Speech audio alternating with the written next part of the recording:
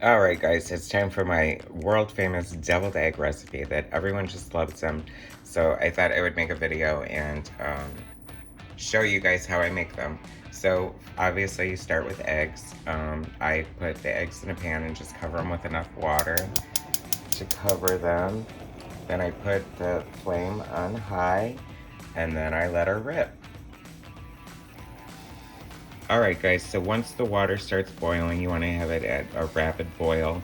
And then basically all I do is put a lid on it, turn it off, and just let it set for 10 to 12 minutes.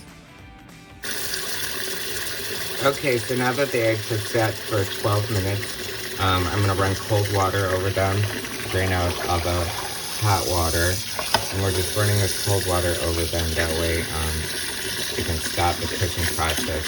That way you won't have like rubbery whites and green yolks. So I just let the cold water run over it for a few minutes. And then I just let it sit in the cold water for however long, like 10 minutes, whatever. And then you can just leave them out. You can put them in the fridge if you're gonna make them the next day, or you can just leave them out if you're making them today. All right, we'll be back. Okay, so we're back. So our deviled eggs are cooled, and I like to keep them at room temperature because they're easier to peel that way.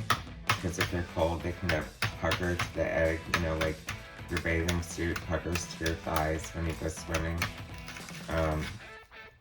And my Aunt Sherry, my mom and my Aunt Sherry are like the two biggest culinary influences on my life, and so I spent a lot of time cooking with my mom, spurring up her food, and always adding my little additions or trying to quote unquote help. Like the time she was making homemade lasagna, and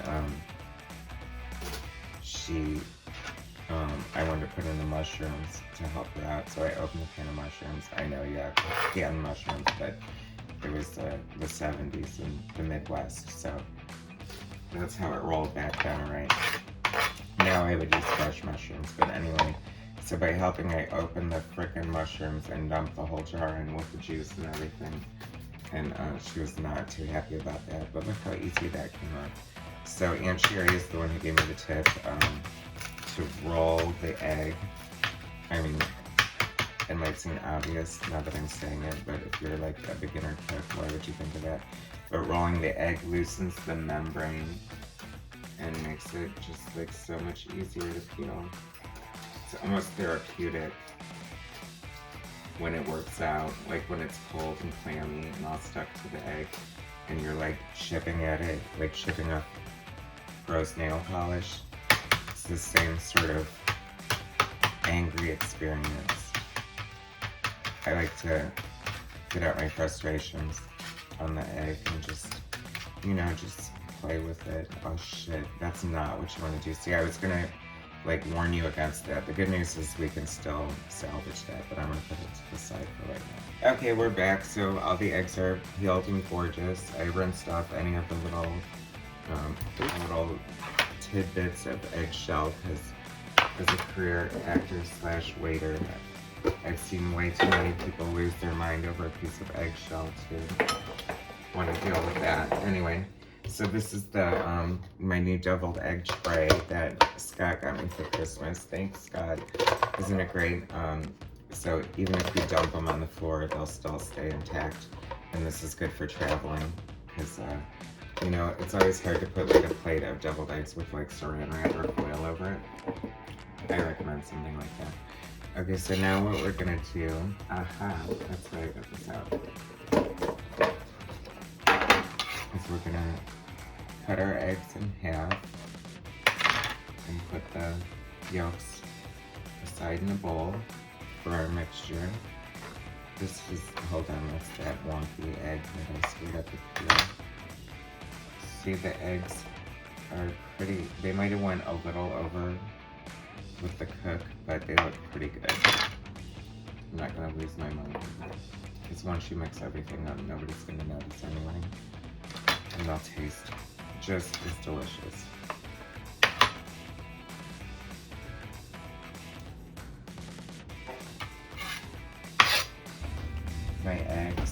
egg yolks separated from my egg whites. And I'm just gonna mash these up with a fork. My mom used to have this weird tool that would do it, like a handle, and my sister knows what I'm talking about.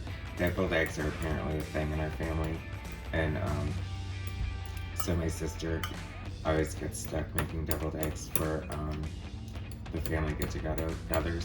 I think she might be slightly bitter about it, but it doesn't matter because they're so good, so she just has to deal with it. I should have used a bigger bowl so I could mix it better, but I like this bowl because it's blue. It matches my eyes. Anyway, you just want to mix it up pretty fine. That's right, Rocket. Anyway, so that mixture is there. We're gonna dice some onion. This is my secret weapon here. I like to put white onion in. You can use yellow onion. You could probably even use green onion. That would be fine. But I like the white onion. And I like to dice it up. Shoot, I'm gonna waste a little bit. I like to dice it up in little cubes. Probably like the size of those little dehydrated onions that they use on McDonald's hamburgers. So I'm just gonna, you don't want to mince it because I like the texture of the onion in there. It's nice. Gives it a nice contrast because you're just eating like a mushy egg, and you know, and as long as you still have teeth, you might as well have a little fun. I almost cut off my thumb. I'm always cutting myself. Usually on Christmas, so I don't even know why I'm cooking on Christmas, but it's usually at work, so. And just not, you know, like little cuts, like on top of my, well, who wants to hear about that while I'm cooking, so I'll, you know, we all know how to chop onions.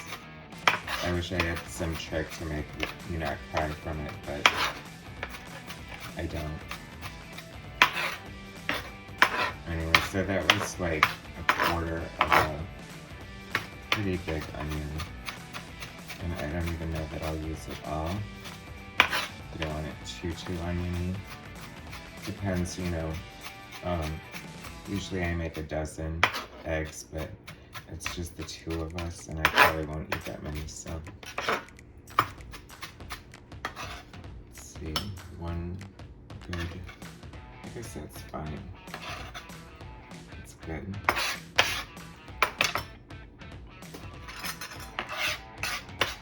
Cleaning as I go.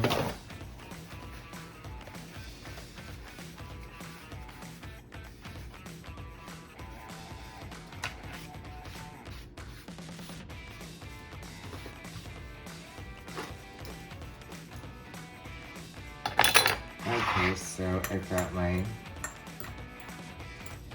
eggs and I'm gonna mix my diced onion in there with them.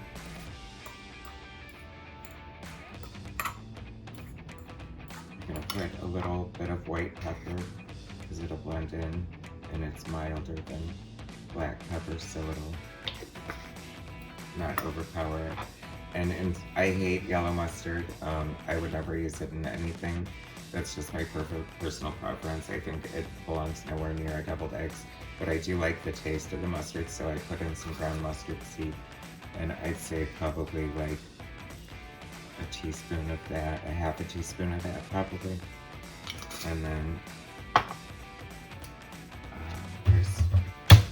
okay, so this is essential. I think this might be a family thing, but celery salt. And you want to be really careful with it because it's super salty, so I would just do like half a teaspoon, or maybe, no, a quarter of a teaspoon. Like I said, you know, you want to vary it for this size. If you're making a lot more eggs, then obviously you go up and down. I do like a touch of Lari's or seasoning salt just because it gives it a good flavor, and I'm obsessed with it. I think I have my dad to thank for that. That and black pepper. I freaking love black pepper. As a matter of fact, I forgot to get some. I need a pepper mill. So then, you mix that up good. You mix it up good, and then you want to add probably about a tablespoon and a half or 2 tablespoons of mayo, the good stuff. We all know what the good stuff is. Mix that up just a little bit. And here's another genius. You know, you can always add more, but you can't add less. And the next part is another secret weapon. I kind of like I used to make them like really mayonnaise-y, but they're deviled eggs. They should taste like eggs. And plus I have to add one more creamy element. I let this set out at room temperature so it's easy to spread in here. This is an Aunt Sherry trick too. It's probably about 2 tablespoons of cream cheese. It just adds like a nice little zing to it and gives it sort of like a fuller body, which is important to me with my deviled eggs. Can you see the mixture there? So we got our onion in there, we got our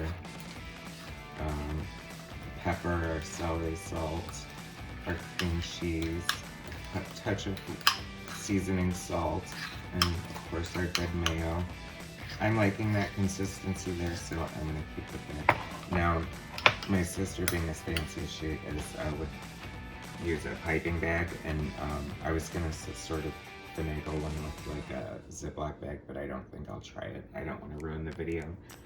So basically you can just fill her up, make it nice and rounded. Make sure you don't skimp, but at the same time make sure you have enough for each egg. You don't want to get down to the last one. Screw that person over like on Chopped when they run out of time, and my plate didn't get the potato, and like that's super disappointing. But, okay, so this is for our garnish. These are queen olives, the big olives, the green olives with the pimento. You can use the whole olive if you want. My sister does. When I'm using the queens, I like to slice them up okay, and you know, some people don't like olives, so if you're doing them at a big get together, I recommend to like just doing every other one with olives, because people really are that guy and be like, I don't like olives, and so God forbid they should just not eat it and, you know, be polite. So bam. Put this one over here. Oops.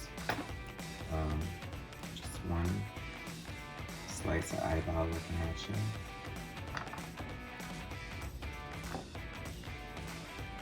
Or 2 there, whatever, it doesn't matter. Like I said, you can use the whole olive if you want to. I'm telling you, this, you know how you bring something and nobody eats it? These are always gone like instantaneously. People like bitch, if they show up late, where's the deviled eggs? They're gone. They're that good. Would I lie to you?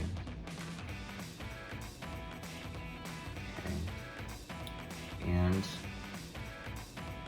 the last thing is a little paprika for color. Another pro tip for my aunt, she said keep your red spices in the fridge and they won't turn brown. And aren't they gorgeous? And these are another family tradition, Michael Troy family tradition, even though it's not really the family name. But anyway, so easy, right? So make them for your next get together, and maybe I'll think of some variations. Make sure you hit like and subscribe, and I'll bring you more recipes. Alright, thanks guys. Bye.